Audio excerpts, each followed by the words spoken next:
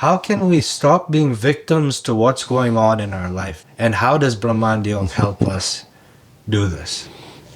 Again, two parts of Brahmanda will always be there forever. Question you ask me, right? One is the right wisdom, and now the tools to apply this wisdom in my life. Because by gaining wisdom doesn't work. Say my computer is broken, I do an extensive course. I learn everything about fixing a computer. Will it fix my computer? No. I'll have to take that learning, take the tools, apply it, and fix my computer. Then it'll work. Same thing, your question right now, a part of your question answers your question.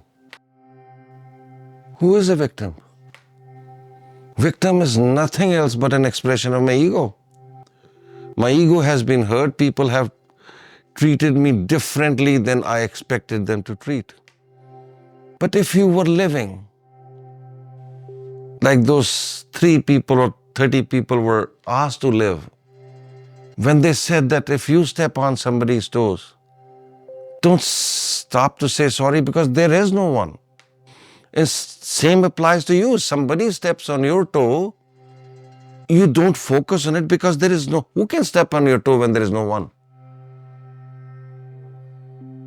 If your ego has not been hurt, how would you feel a victim? Because you're paying too much attention, this exchange of ego fulfillment is happening, so much of it, that it expresses in different forms. But if I learn to live in a way, and that's what some of the gurus have said to their disciples. There was one instance where a saint, he had a disciple who was away from there, but then he was dying. And these saints are, powerful. He appeared. He healed him and he got better. And the disciple was so grateful. He said, now this life is not mine anymore. It was going away. You gave it back to me, so it belongs to you.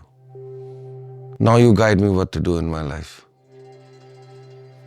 And he said, from today onwards, you live this life, the remaining life that you have, as if you were dead. Means you say something bad to me, if I'm alive, I may respond. You say good things to me, I'm happy. You say bad things to me, I'm not. I'm upset, right? I'm upset. You see a dead body lying there. You say good things, that dead body is not going to stand up and start jumping in joy. You say 1,000 curse words or bad things to the dead body, there's no response. You may kick him.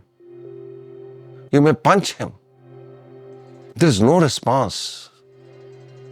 And that's what this advice of the Guru for his disciple was, that from now onwards, live your life like you're dead. To be successful in Bhramanda Yog, if you could tell me 3 things that are super important. So the first is to understand that the founding principles of Brahmanda Yoga are the principles of this life, principles of this universe. And they exist equally upon everybody, whether someone believes in them or not. The same way as about physical laws, whether somebody believes there is gravity or not, gravity is still going to affect everybody. So these are laws which we must, the principles, we must learn them thoroughly, the key principles. Second is learning the tools. Now how to use these laws to enhance and change my life. And then have a very, very disciplined practice. And the third is that work not only on your spiritual growth, work on your worldly goals also at the same time. That we are born to experience this life in a material way and in a spiritual way. And if possible, to help your growth, do selfless service. Help others.